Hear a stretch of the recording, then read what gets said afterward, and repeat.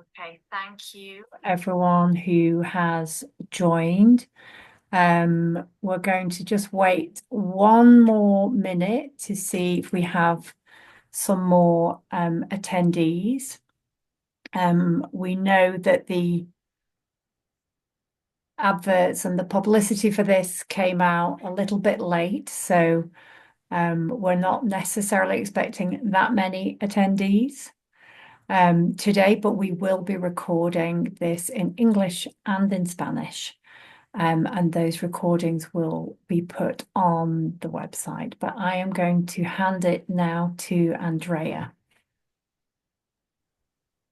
¿Qué tal? Bienvenidos a todos. Gracias por estar en esta sesión. Vamos a esperar un minuto más para ver que acabe de entrar la gente.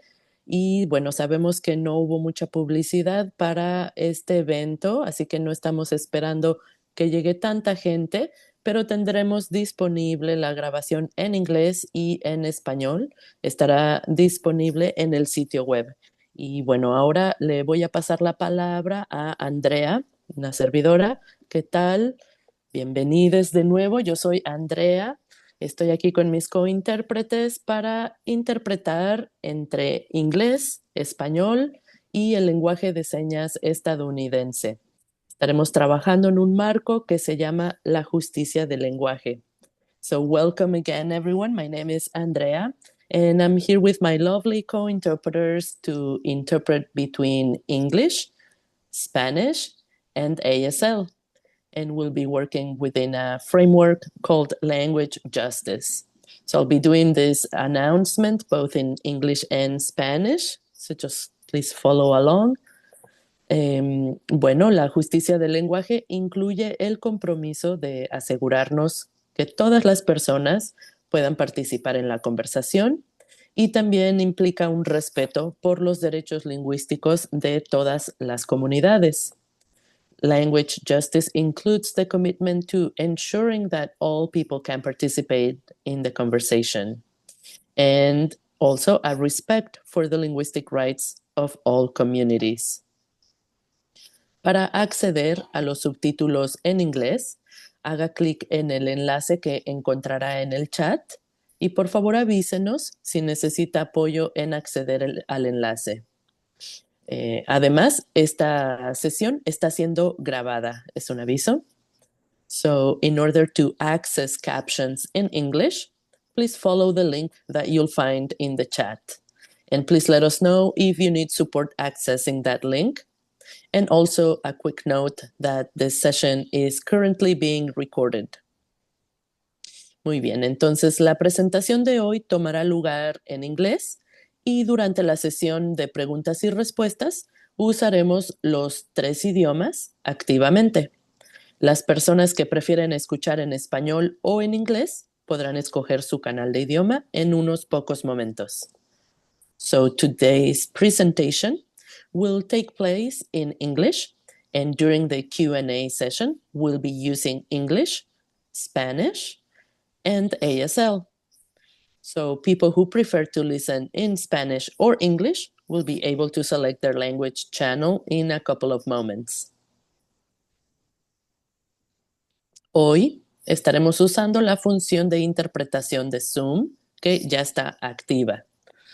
Verá un icono de globo terráqueo o la palabra más bajo 3 puntos en la parte inferior de la pantalla. Por favor, pulse en más o more y podrá ver un menú que incluye la opción de interpretación de idiomas, o en inglés dice Language Interpretation. Para escuchar la interpretación, pulse el icono del globo terráqueo o interpretación de idiomas y después elija su canal de idiomas. Si está en un teléfono o tableta, asegúrese de terminar su selección con listo o done. Si no puede escuchar al intérprete en su canal, por favor pida ayuda en el chat o levante la mano y una de nosotras les ayudará. All right. So today the slides. I'm really sorry about this. Let's go on to the next slide. Yes. We have some slides to guide you through selecting this language channel. Una disculpa que tenemos estas diapositivas que puede seguir en la pantalla mientras escucha mis instrucciones. Muy bien. So, brevemente, puede usted en la parte inferior de la pantalla hacer clic en más o en el globo de interpretación, como puede ver en esta diapositiva. Después selecciona el idioma que quiere escuchar y si solamente desea escuchar al intérprete, puede silenciar el audio original.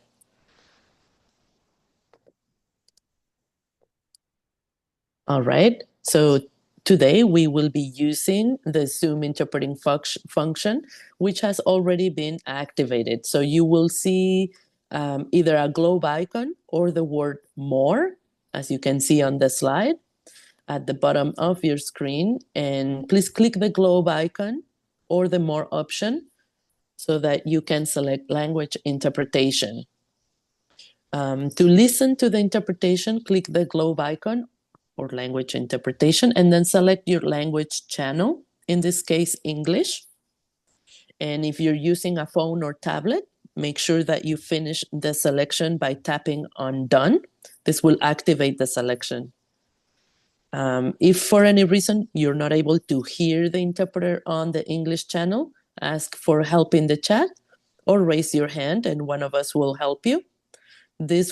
Selecting a language channel will help you listen to the interpreter's rendition when somebody participates in ASL or in Spanish. Muy bien, ahora vamos a comenzar la interpretación simultánea para hacer una prueba de esta función. Así que elija su canal de idiomas si prefiere escuchar español.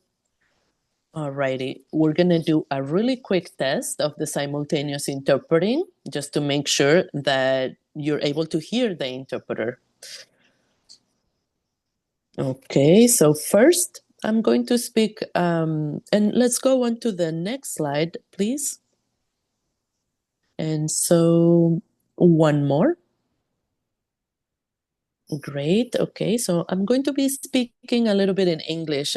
Just want you to give me a thumbs up if you can hear the interpreter, my colleague Alexia, speaking on the Spanish channel. And I can hear you, Alexia, so I'm giving you a thumbs up. Muy bien. Ahora voy a hablar un poco en español. Okay, so now I'm going to speak a little bit in Spanish. Please give me a thumbs up if you are able to hear me through my interpreter, Alexia. Okay.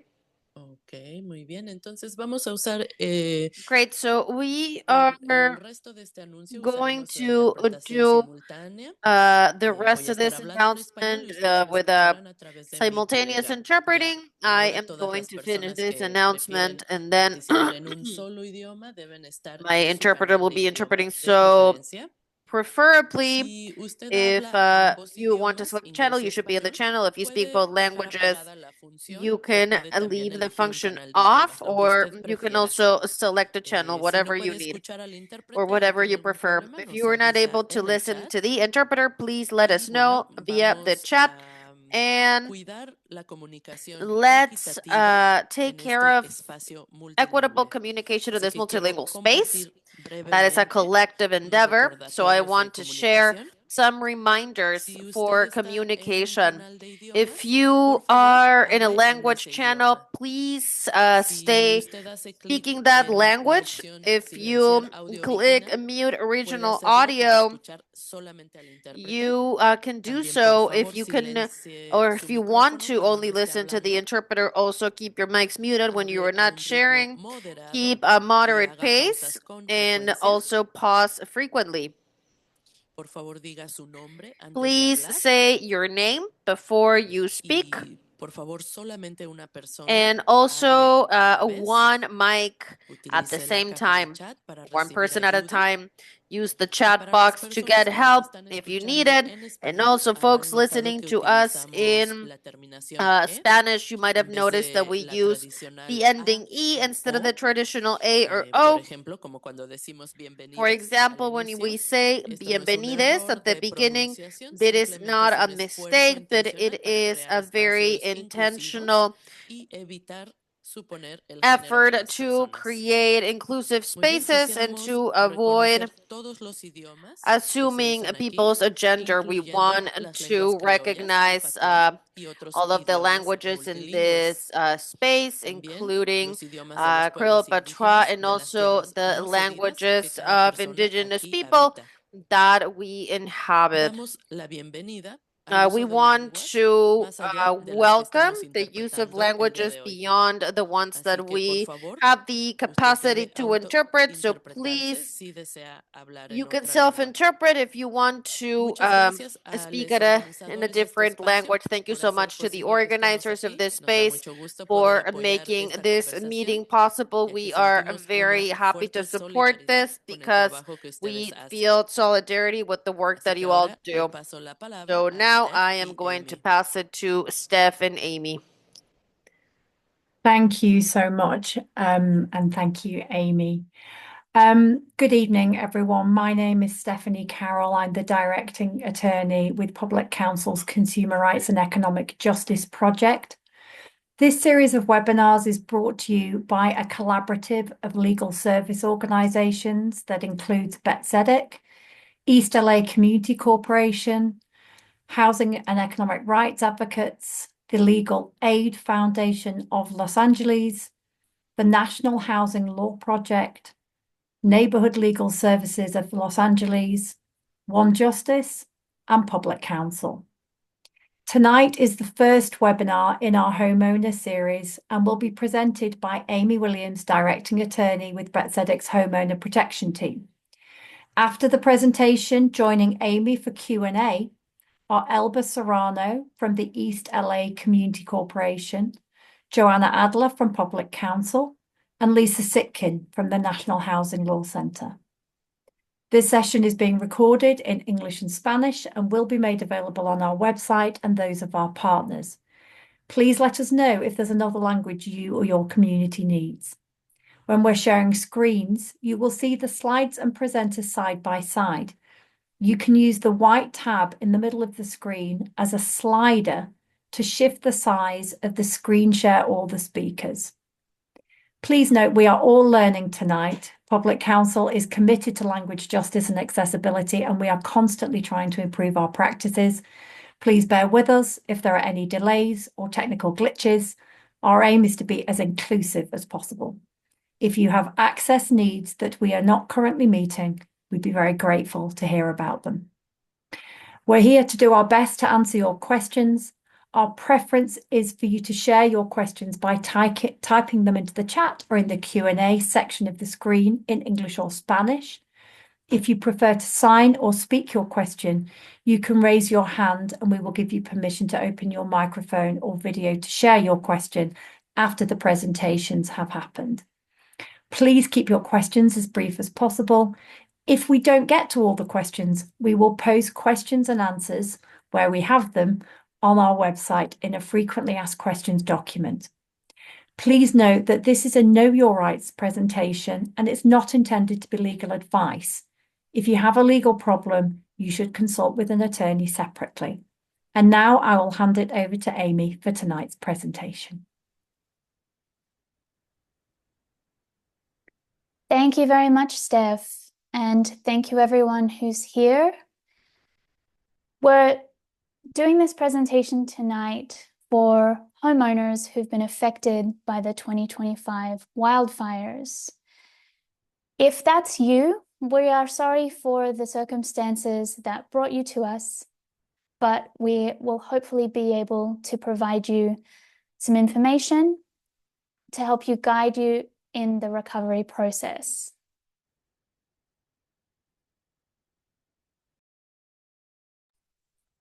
Just one second. Highlight the new interpreter switch, please.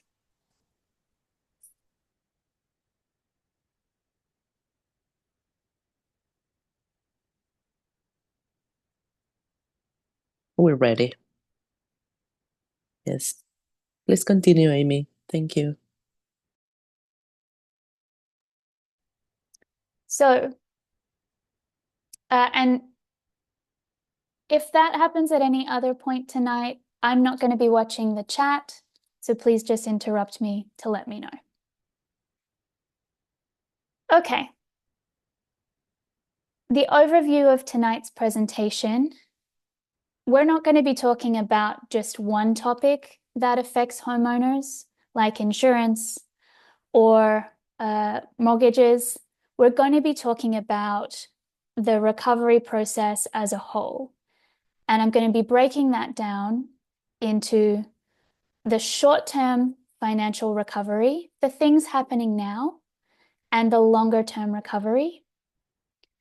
We're going to talk at the end a little bit about things to avoid, including scams or predatory actors that we've seen, so you can protect yourself. And then we'll finish with Q&A.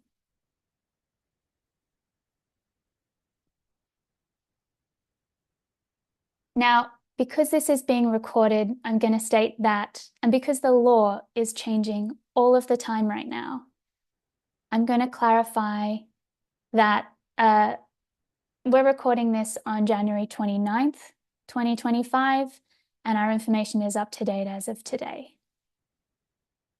As Steph just mentioned in the chat, we'll be making the slides available to you, and our slides do have links to some of the information and guides that we think you'll find helpful. The first thing to know is that when we talk about recovery from the fires or other disasters, but we're talking about the fires tonight, I may use the words recovery or rebuilding interchangeably, but this presentation is supposed to be a framework for people who are choosing whatever path is right for them, because some people may not be able to rebuild, and so recovery may look different. And that's kind of the point. Our goal for tonight is to inform you of your legal rights so you can make the best decisions for your family that's possible for your situation. But that will look different for everyone. Disaster recovery is primarily a financial process and a financial planning process. And so it will be very specific to the circumstances of someone's insurance, someone's mortgage, and their other financial picture. No one is going to be able to tell you what exactly to do in your family and what decisions to make. But we hope by the end of this presentation that you will have a guide or a checklist to inform you to make the best decisions in your situation. This very confusing diagram that is on your screen at the moment is kind of representative of the fact that this is a confusing process. On the left-hand side of the diagram, we have some of the things that may be affecting your short-term financial picture and taking money away from you right now. And on the right hand of the screen is the things that will be part of your long-term recovery. But this is also to indicate that your short-term recovery may impact your long-term recovery. And so we're going to highlight things for you to be thinking about now to put you in the best position for your long-term recovery. And don't worry if this doesn't make sense right now. It's supposed to look confusing. But by the end, we hopefully we will be a little clearer. Okay. In addition to planning for your short-term financial needs and your long-term financial needs, this will also involve interacting between the different agencies or companies that currently control or have a stake in your home, like our local county tax assessor, like your mortgage company if you have a mortgage, like your insurance company, and perhaps also FEMA. If you are rebuilding, it may also look like engaging private contractors and vendors later. As I mentioned, we're not going into detail on any one of these topics tonight, but giving an overview as to all of them. Now, when we're thinking of the time frame here, we are thinking in terms of months or years to recover and rebuild. And the balance here is that the sooner you begin it, the sooner you file your insurance claims, the better off you will be. But also, it's January. If you're living in Los Angeles, you know that some of these fires are still burning. So this can also feel incredibly overwhelming right now. And that's completely normal. It's better for you to slow down and make decisions in a measured way, taking into account that you may not be thinking logically at present if you have been affected by an incredible crisis and a profound moment of grief, then make rushed decisions. And know also that this is a situation that many other people have faced before and have successfully rebuilt. So while it may feel overwhelming right now, a lot of the information that we're providing you tonight comes from past experience of other people who have successfully rebuilt. Lean on them, their experiences and their stories if you're feeling lost. Because this is still in the first few weeks of the recovery process, I'm going to take a moment to talk about your first steps. For some of you, you may be further along than here. But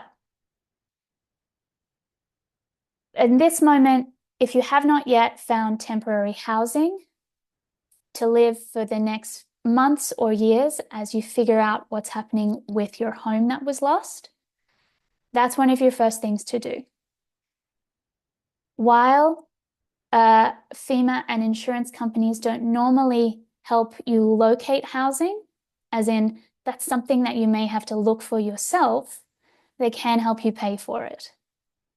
I say normally here because we have seen experiences in the past with FEMA trailers or FEMA renting out hotels, but I haven't yet heard of that happening locally.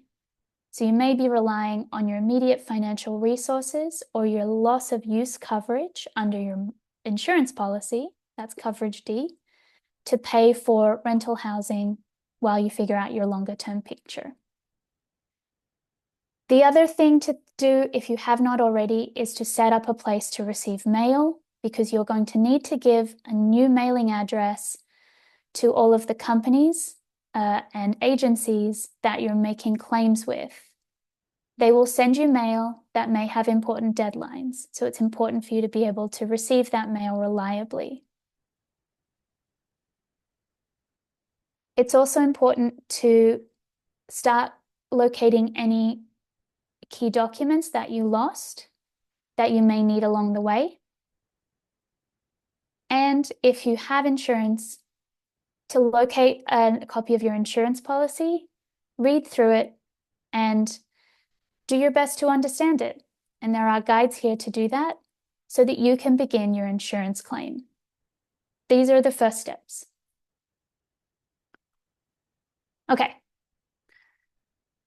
So insurance comes into the picture of homeowner recovery because it can help you in this short term to provide help for immediate costs, but it's also going to be part of the long-term recovery.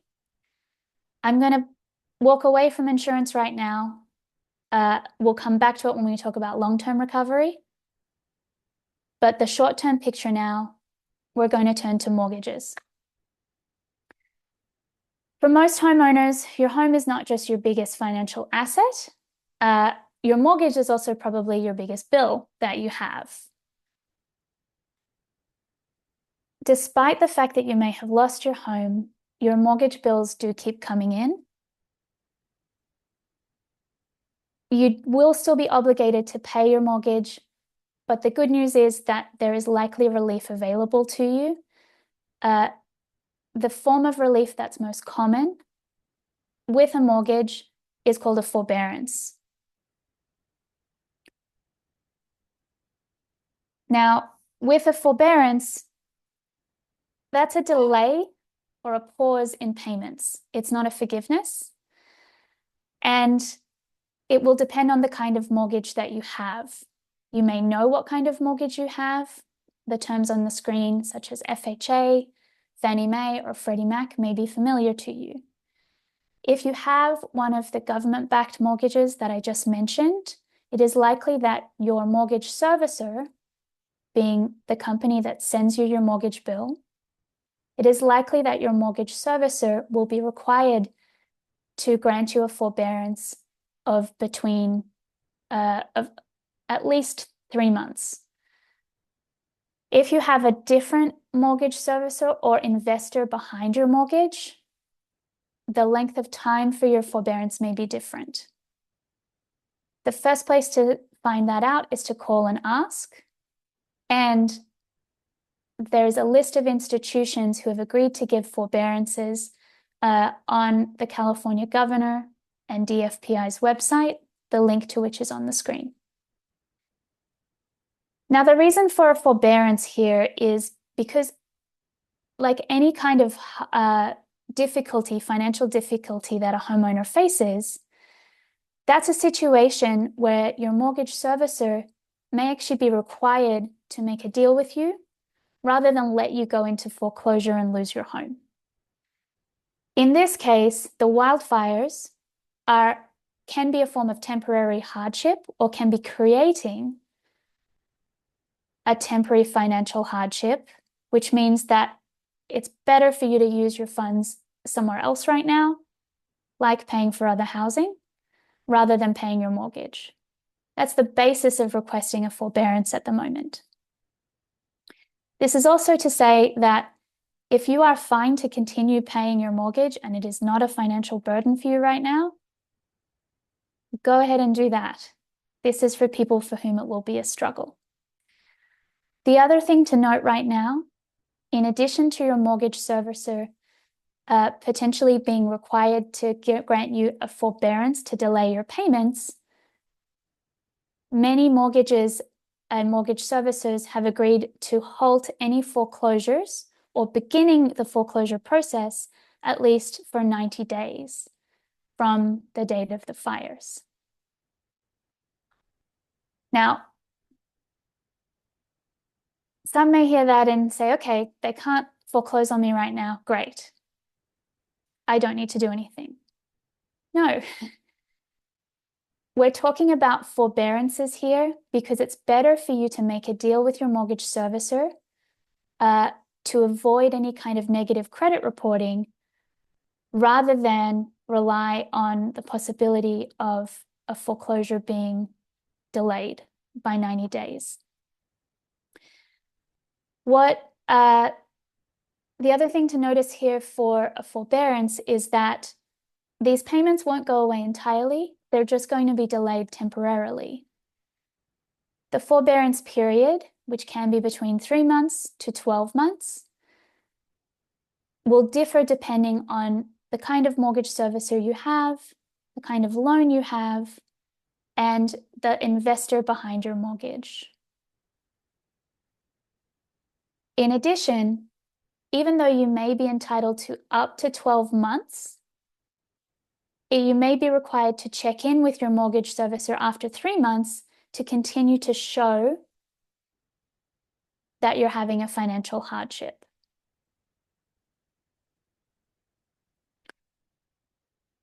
When I say that the kind of loan you have matters, this is primarily going to apply for first mortgages on residential homes.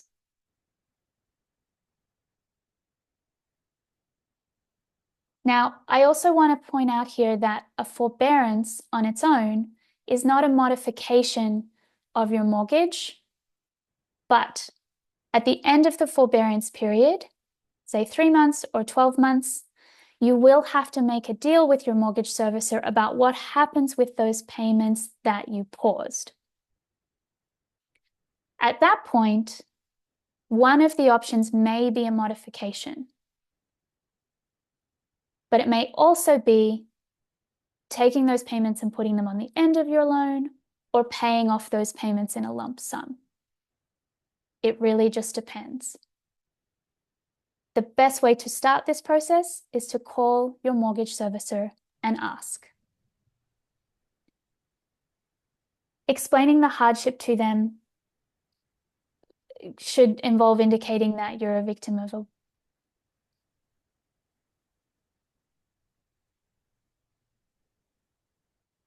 I'm just pausing.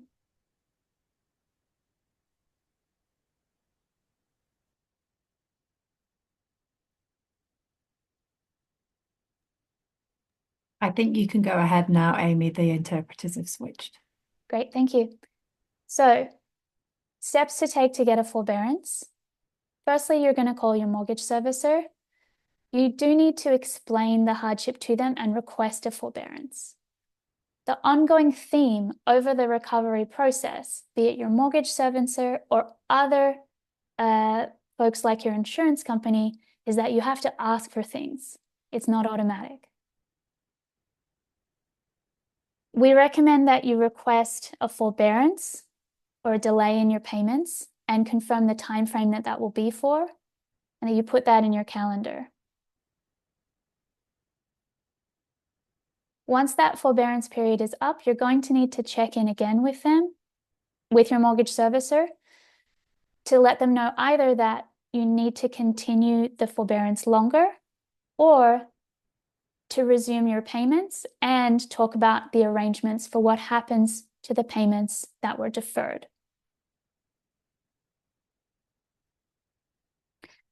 If this all sounds like a lot and you think you need some additional financial counseling, that's a service that's available to you through a HUD certified housing counselor. One of the partners with us tonight from East LA Community Corporation is exactly one of those agencies. Okay. Now, if you're dealing with your mortgage and you have your forbearance, you should know how this interacts with your insurance if you have insurance for your home. Firstly, one of the main reasons for you to stay current on your mortgage or make a deal with your mortgage servicer for a forbearance is because, in addition to giving you more cash right now and preserving your credit in case you need to take money out for your long-term recovery, your mortgage servicer is a co-insured on your insurance policy. Right next to your name on your insurance policy is the name of the bank that holds your mortgage. What that means is when your insurance claim finally pays out, the check is actually going to go to your mortgage servicer, and the decision about recovery and rebuilding is a joint decision between you and them. So the big picture here is that it's really important to deal with your mortgage at the earliest stage and to inform your mortgage servicer about your insurance claim. Moving on. We're going to talk about property taxes, another bill that homeowners have and that is very top of mind at the moment, because the next payment due for property taxes is in a few days' time on February 1st. So, like your mortgage payments, your property taxes don't go away due to the disaster. However, because your property taxes are tied directly to the assessed value of your property, the land, and the structure on it, when the structure has been burned down, your property taxes can be reassessed. Our property taxes are assessed through the LA County Assessor's Office, but they're paid through the tax collector's office. In order to avoid, let me start that again. So there's a property tax bill coming up right now. In order for you to have your property taxes reassessed to reflect the disaster that your family has gone through, there's an application called the Misfortune and Calamity Claim that is filed with the tax assessor's office. That is something that you'll be eligible for if the loss for your home is more than $10,000 of the current market value. Filing that application does two things. And I'm going to actually go to the next screen. Because the first thing that it does is that it defers your current payment that's due without a penalty or fees. This is really important because, as I said, February 1st, in 2 days' time, is when that next payment is due. And those late fees can be up to 10%. So if you're wondering, do I have to pay my next property tax payment, and you haven't yet done so, you may wish to prioritize filing the Misfortune and Calamity Claim with the Property Tax Assessor's Office to get those current property tax payments deferred. Now, the second thing that the filing of this claim will do is it will start the reassessment process to get your assessed value down and lower your property taxes for as long as the recovery process continues. You'll know when that goes down because you'll get an adjusted annual property tax bill. You should also know that it will involve an inspection of your property with the Property Tax Assessor's Office. These are the steps to take if you pay your property taxes directly to the county. Now, if you don't pay your property taxes directly to the county, there's an additional step that I'm going to talk about now. So some of us pay our property taxes directly to the county. Other homeowners pay their property taxes and also their insurance through their monthly mortgage payments. If this is you, this is what to do for your property tax bill. 1, you should still do the Misfortune and Calamity Claim. But there's an extra step where you need to talk to your mortgage servicer to make sure that they get the message that your property taxes are being reassessed. The reason for that is that your tax and insurance payments as part of your mortgage are projected out over the future 12 months. If in that 12-month period, and it's different for everyone when it's done, there's a change in your property taxes or your insurance, up or down, you may be overpaying or underpaying the bill that's coming. So, to request that your property let me start that again. To request that your mortgage servicer takes into account a decrease in your property taxes, you need to request what's called a short year analysis by telling your mortgage servicer that you'd like them to do their analysis of what your future bills for your taxes or insurance will be outside of that 12-month period. It's also important to note that the opposite also applies. If your insurance premiums or your property taxes increase at any point, you should also let your mortgage servicer know and request that they do another analysis for your escrow account payments.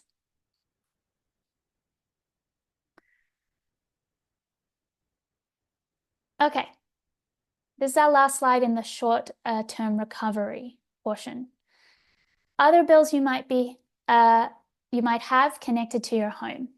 Firstly, utilities. If your home was destroyed or was damaged to the point that it cannot receive your gas, water, and electricity, you should not have to pay those.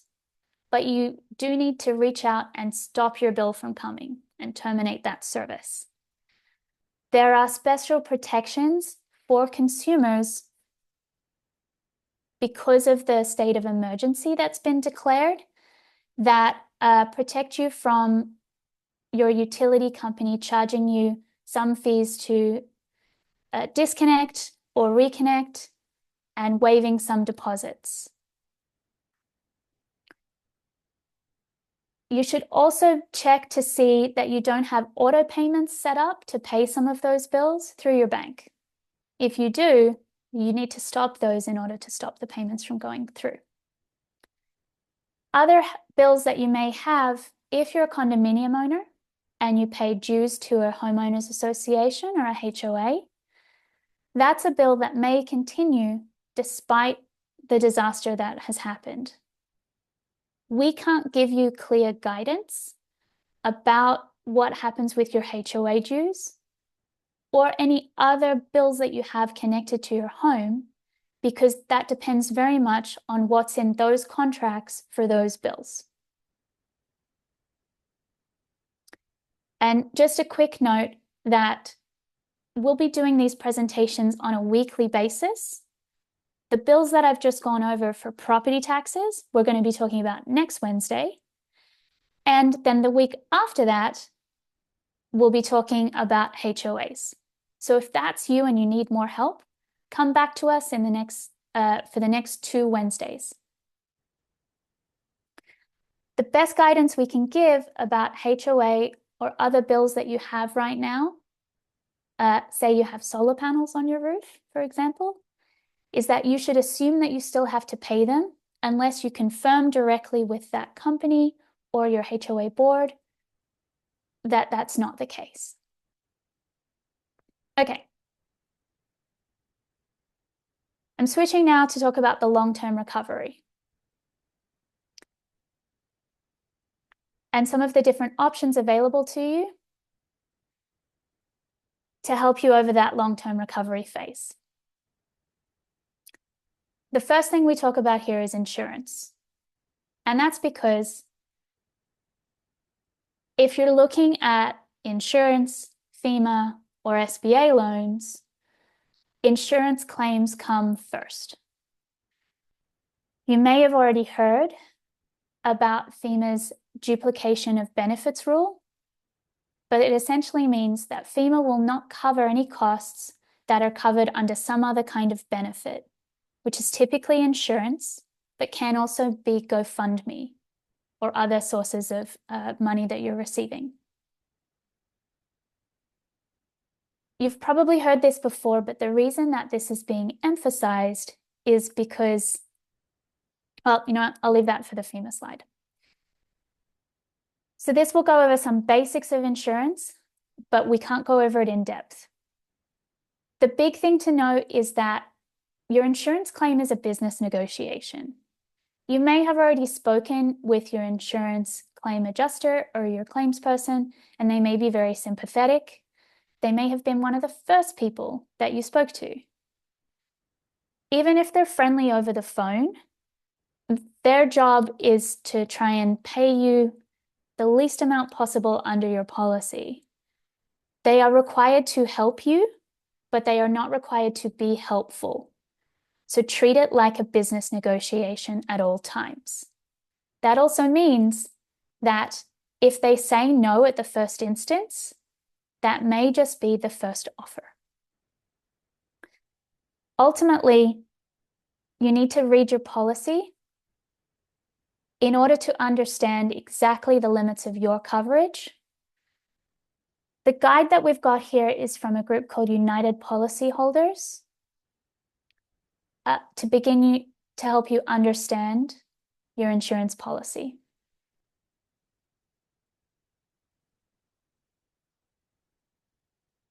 The Department of Insurance is also offering workshops on these points right now. I'm going to go over some key rights under California's insurance code so you're aware of them.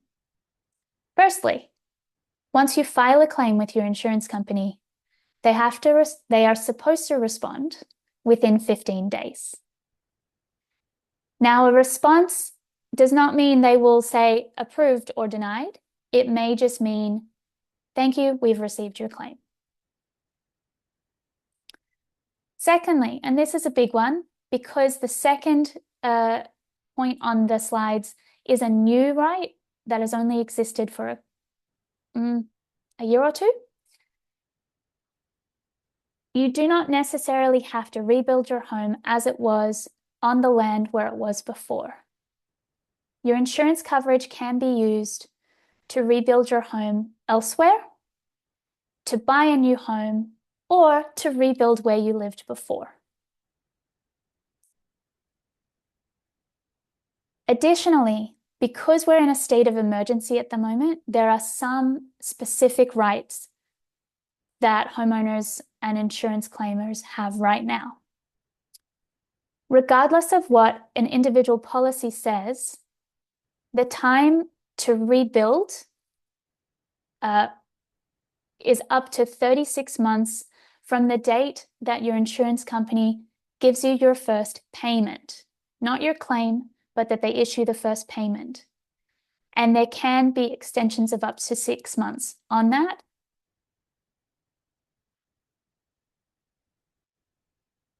The other things to know is that under your insurance policy, and here we're getting into different kinds of coverage.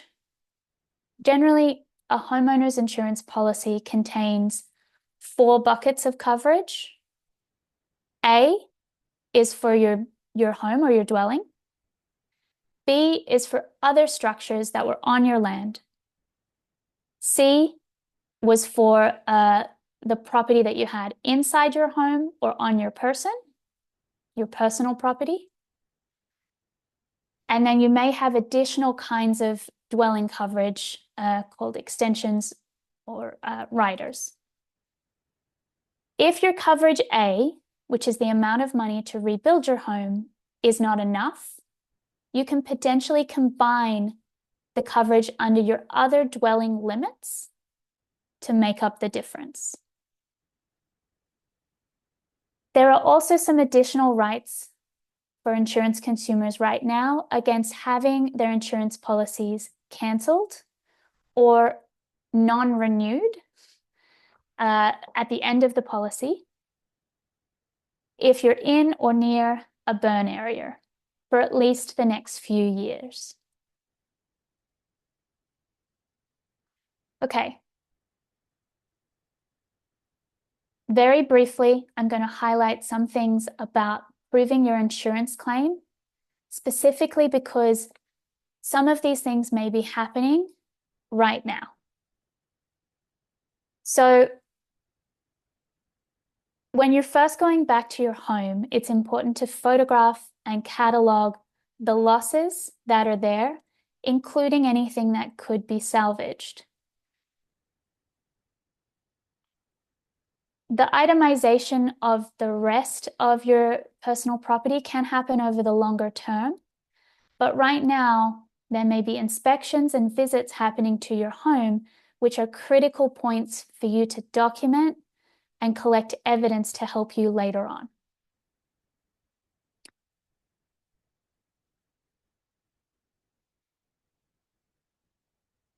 If you don't feel confident in advocating for yourself at inspections or in itemizing the items that you have lost, this is a really good place to use all of the checklists and guides that are available online to help you, and also to rely on advisors, or if you have a trusted contractor that you're working with, or even a housing counseling agency to go with you to inspections, or to give you estimates.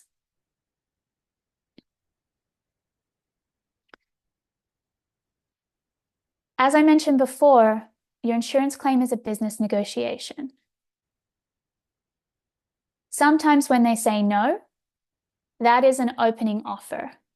And developing your own evidence and getting your own estimates of recovery costs can help you along the way.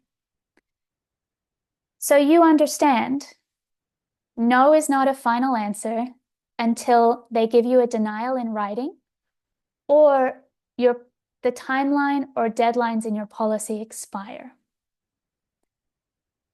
United Policyholders is an online resource that are also doing presentations to help guide people through insurance claims and have a lot of detailed guides. They also have emotional support networks of other survivors who went through the same kinds of situations, including sometimes with the same insurance companies. Okay. Unfortunately, we're also going to see cases of homeowners who were dropped by their insurance company or do not have enough insurance.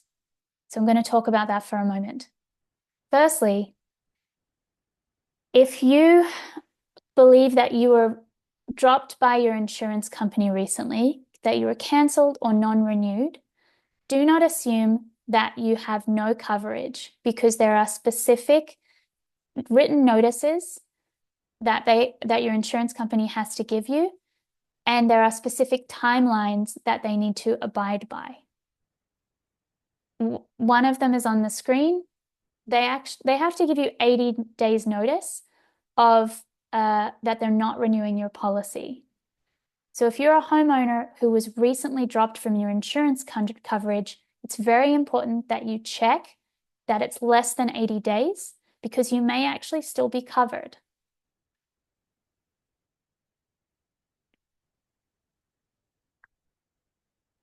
For people who are underinsured, this is going to be a big issue and you're not alone. So much so that United Policyholders has an entire part of their website dedicated to this. It is a really challenging problem. There's no one size fits all, but, and I'm going to read directly from what it says on their website, many property owners have succeeded who were underinsured or believed they were underinsured, succeeded in getting the coverage that they thought they didn't have, but many have given up. Insurance companies are counting on you to give up. Before you give up on that, check. Check and talk to people who've been through that before. You can seek out legal advice about this. You can contact the Department of Insurance, but we recommend that you do that before you assume that you have no coverage or you have inadequate insurance coverage.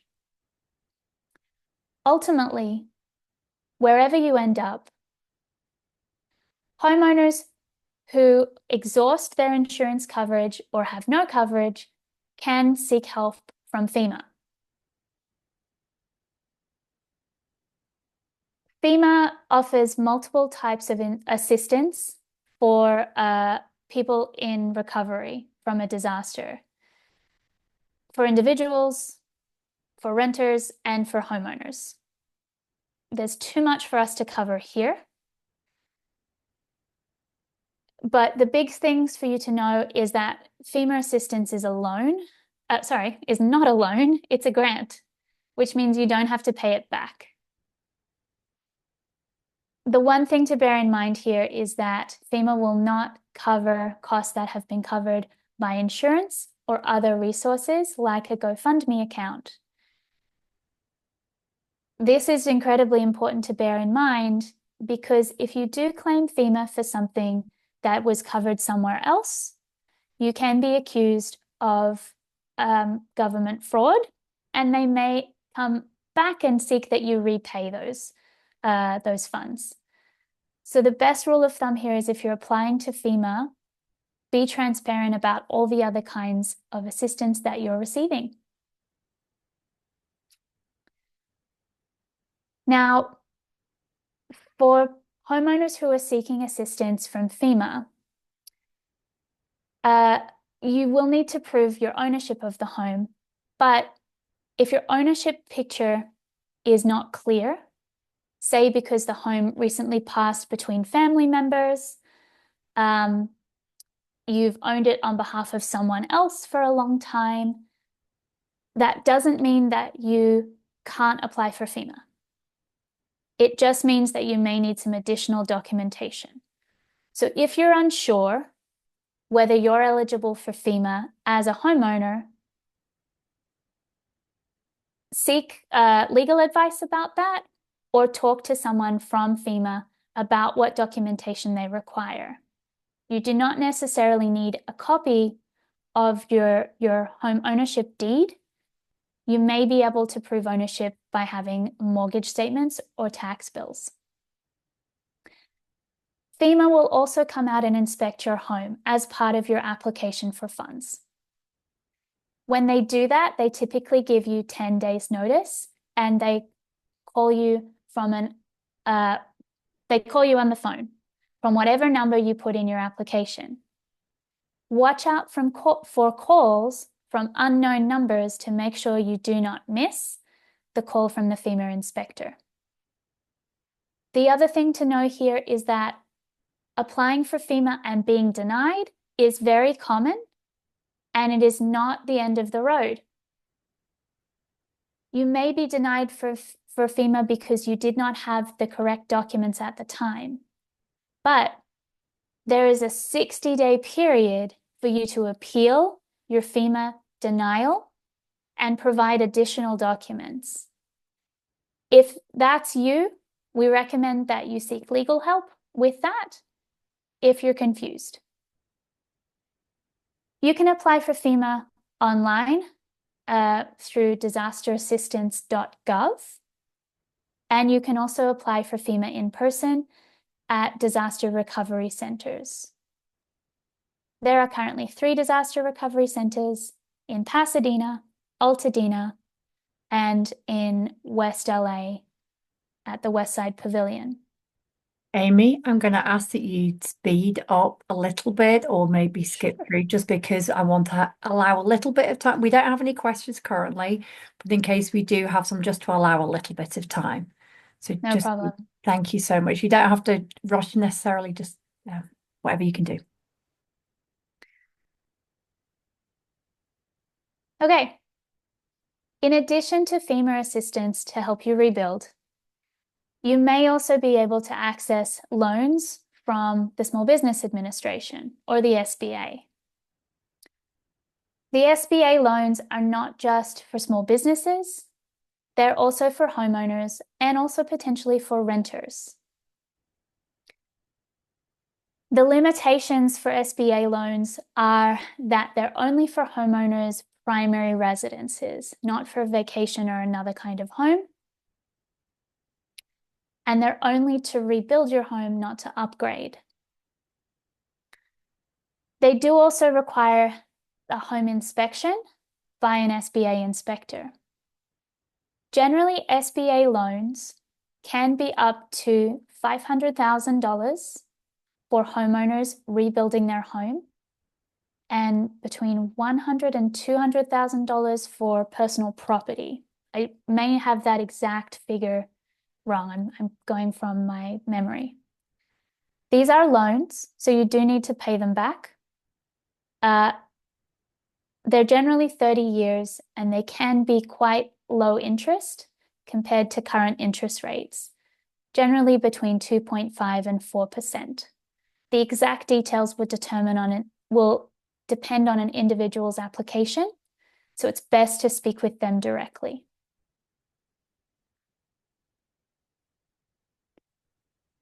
So the theme that you may have noticed here is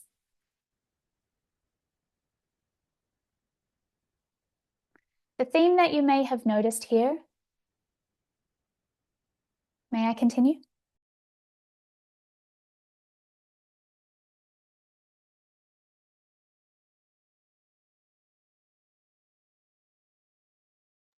If you can please put the spotlight on Susan.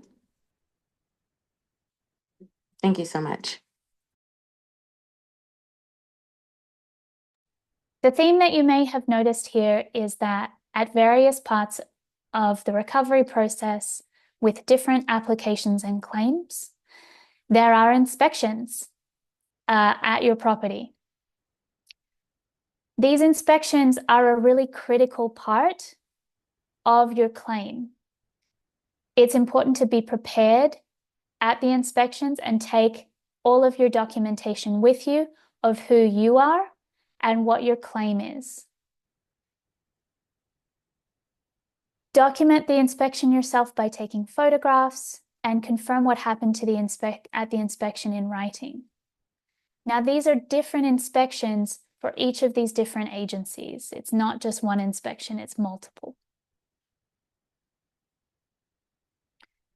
The other thing to note here is that, and I know that this has been talked about before, there are toxins emitted at properties destroyed by fire that can be very hazardous to human health. It's important to protect yourself from any future health complications by wearing protective equipment. I'm not an expert in that, so I recommend you follow the FEMA guide for what to do when you go back to your home. Okay, now unfortunately, disasters and natural disasters and people who are vulnerable as a result of in a crisis bring out predatory actors. The red flags to watch for about whether someone is a legitimate helper or someone who is trying to take advantage of you are, broadly speaking, whether someone is trying to rush you to make a decision. That may sound like this is something that's only going to be available for a short time. You need to act now. The other thing to watch out for is people taking advantage of you when you're overly emotional, or encouraging you to not think through decisions and make them based on emotions. And also watching out for people who ask for your identity information or your bank information as a prerequisite for providing assistance, particularly if that's unsolicited help. There certainly are agencies who will ask you for your identity information and for your bank details. However, generally speaking, for instance, FEMA inspectors will not ask you for your bank details. FEMA inspectors also generally carry badges that identify them, and they will ask you about your claim based on the number that FEMA assigns to you. If you encounter a FEMA inspector that does not do these things, think twice before giving them additional information. Other common scams to be aware of right now. If you're a homeowner that's entering the rental market and looking for rental housing for the first time in a long time, you may come across advertisements for rental housing that look amazing. It's the right price, it's in the right neighborhood, it's cheaper than everything else out there. And the only thing that you need to do in order to see that home is provide them a deposit in advance. Beware that that is a very common scam and that many of those listings do not actually exist. You should not be required to pay a deposit to inspect a rental home. The other thing we're hearing of right now are offers to buy people's home or land for cheap. It's important for you to know that the California governor issued an executive order that offers to purchase property for less than the fair market value are currently illegal in the zip codes that have been affected by the fires. If you're approached by someone offering you a low price to buy your home, report them to the Attorney General's office. If you are a homeowner or know a homeowner who has fallen prey to an offer to sell their home and they now are thinking twice about that, seek legal help because those offers and those deals may actually be illegal and unenforceable. It's also important to note here that people who fall prey to scams are not stupid and should not be seen or themselves feel like they are less intelligent or stupid for having fallen prey to a scam. We call the people who prey on vulnerable people predators because they're very good at this. People who consider themselves to be smart fall victim to scams as much as, quote unquote, less intelligent people. It does not require you to be smart or dumb in order to fall prey to a scam, and that should also not stop you from getting help, because help is available. The other thing to know when it comes to attorneys, adjusters, or contractors who are offering you assistance is that all of those people require professional licenses, and you can check those. The links to do that are on your screen. That's to check whether they have a license and also whether there are any complaints about their conduct in the past. Lastly, through the tax assessor and the county recorder's office, you can sign up for the homeowner notification program to be alerted to any fraud occurring with your home title. That's an online application and it's a free service. To get further help for your immediate needs, we recommend going to disaster recovery centers in person. If you feel that you need financial counseling to help you assess and make financial decisions, we recommend you seek help from a HUD certified housing counselor whose services are generally free or low cost. And know that legal assistance is available from us and many attorneys connected with us offering assistance right now. We can provide details about how to apply if you have a specific legal question or problem for us to assess. Thank you very much for listening. Thank you, Amy. Can you please put it onto the next slide? So listed here are all the organizations involved in our collaborative, and the highlighted ones are the folks who have been here today. So now it's time for questions and answers. And so folks can just raise their hand. We don't have that many attendees right now. So if you want to ask a specific question, please raise your hand or put it into the chat. And if we don't have any, I am going to ask a couple of frequently asked questions. But I'll give folks a moment.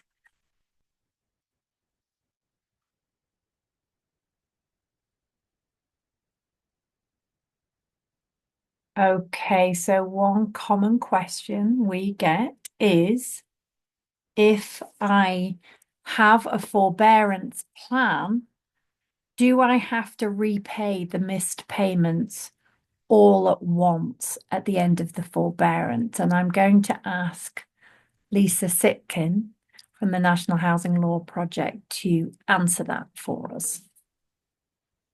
Sure. And I apologize for the lighting in here. I had to change up my tech setup.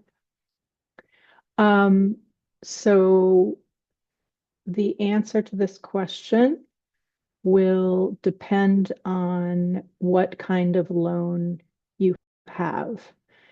And by that, I mean whether you have a loan backed by, for example, the Federal Housing Administration, FHA, Fannie Mae or Freddie Mac, or another federal housing agency like the VA or even the USDA. Those agencies, when they back a loan, have rules about offering forbearances when events like this happen, and about the range of options for paying back the forbearance money when the forbearance ends. And usually those include the option to pay a lump sum, which most people have a real challenge with, but also the option to repay over time, or to have the amount from the forbearance basically added to the back of the loan, meaning it will still be owed, but no interest will be charged on it, and it will come due only at the end of your loan term. Other loans, if they're not backed by these agencies, may or may not offer these other kind of payment arrangements at the end. In some cases, the lender may require repayment in full at the end. That is certainly something they should be informing you of when you are seeking a forbearance, so you know what to expect. But in case they don't offer that information, I would strongly recommend that when you're talking to your mortgage servicer about a forbearance, you ask about what the options are for when you get to the end of the forbearance, what the options are for repaying that money, because it will vary depending on your type of loan.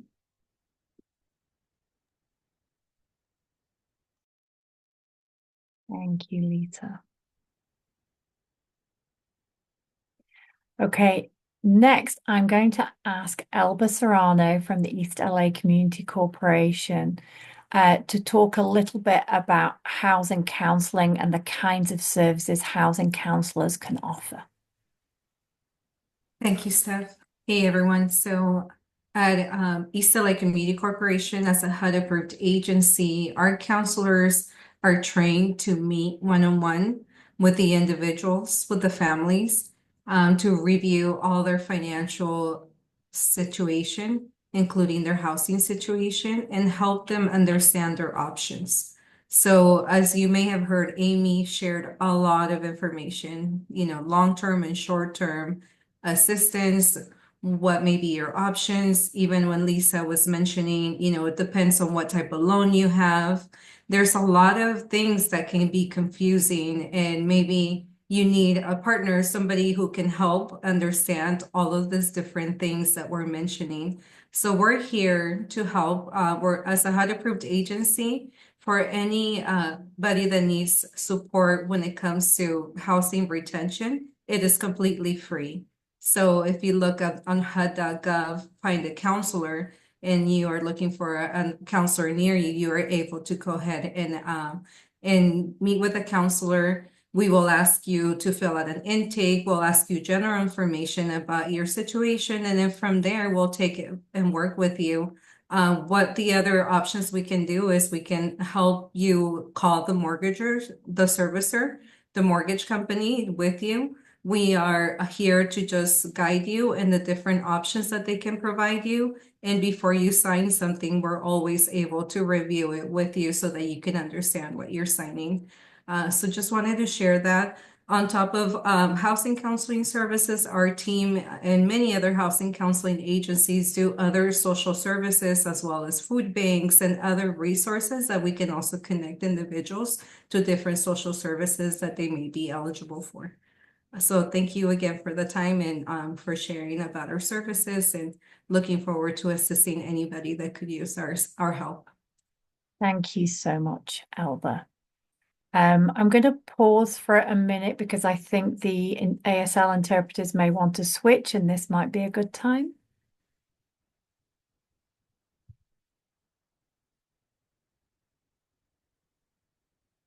And Gerlandi, if you could pin.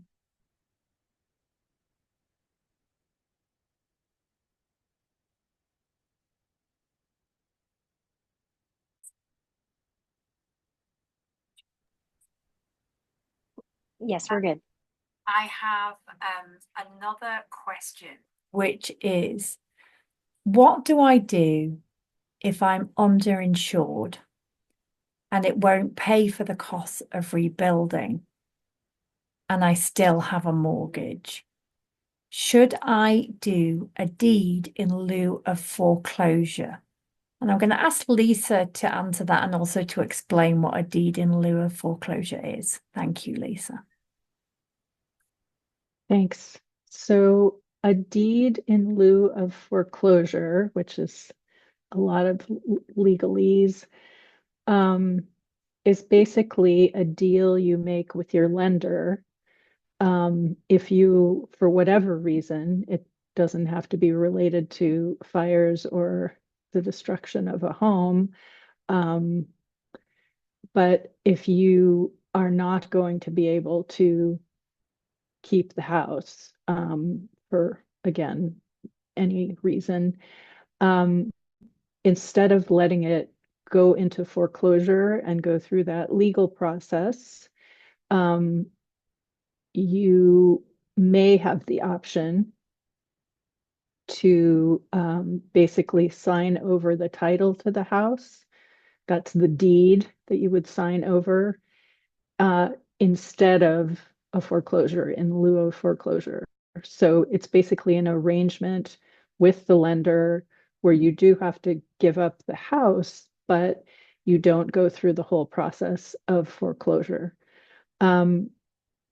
Another similar kind of arrangement is called a short sale. And I'm going to talk about that in a minute. So I just want to say what it is. A short sale is when you come to an agreement with the lender to be able to sell your house and pay off the loan, treat it as totally paid off, even if the house, or it may just be a lot, is worth less than the loan amount that you owe. So that's why it's called short sale. It's a short payoff. You're not paying the full amount due. You're paying the proceeds of a sale for what this property is currently worth. I will say that in my experience, for some reason, other states, advocates in other states have seen more deed in lieu transactions or arrangements. When I was working directly with homeowners, did not see many, if any, of these here in California. I would expect that more often the choice will be between short sale, again, if the property is worth less than you owe, or letting it go to foreclosure, or if you have equity, meaning the property is actually worth more than you owe on the mortgage, you could just sell it on the open market. You don't have to get the approval of the lender because you'll be able to pay off the full amount and hopefully be able to walk away with that difference. You know, if it's worth $1 million and you owe 600,000, then that's 400,000, you know, depending on all the costs of the sale. So I just wanted to lay out that those are kind of the array of options that might happen if you're not going to be able to hold on to the property or the home if it's you know, been damaged but can't be rebuilt. So as with many of these answers, it's a sort of it depends answer. I would not say that automatically if you're uninsured, you need to go to your lender and say, I'll sign the house over to you, and that's it. I would strongly, strongly recommend that you consult with a housing counselor like Elba and her colleagues to look at the particular circumstances of your property, of property values, of what your lender, you know, might allow and is offering to do before you make a decision. As Aimee said, these are big, difficult decisions at a time when people are in a lot of distress, and taking it somewhat more slowly and not feeling like you have to make a decision tonight or tomorrow, I think is going to really help you make better decisions. A lot of people are going to be underinsured, and how they proceed is going to look really different depending on their circumstances and, you know, how much the property is worth, but also what their plans are and what they intend to do going forward. So again, getting help, whether from a housing counselor or some other trusted advisor, to really analyze what your options are and kind of make sure that you're fitting your own priorities and circumstances is really important. Thank you, Lisa. Yeah, I would just reiterate to everybody on the line, no decisions have to be made right now. My family was personally affected. I have family members who lost everything in the fire. I understand just how disorienting and upsetting this is for everyone. And people are not in a place right now to be making those kinds of decisions. So please take your time. Aimee, I saw you came on camera. I just wanted to go to you to see if you wanted to add anything, or if any of our panel members have anything else they would like to say. We only have our interpreters for a few more minutes. No, thank you, Steph. Thank you, everyone, for being here. This is Selva with ELAC. Just wanted to thank everyone and encourage. Thank you, Lisa. Thank you, everybody, for shouting out housing counseling. It's definitely a resource, and we're here to support, and we're here to help answer the questions. So if we don't have the answers, we have partners. We're able to look it up.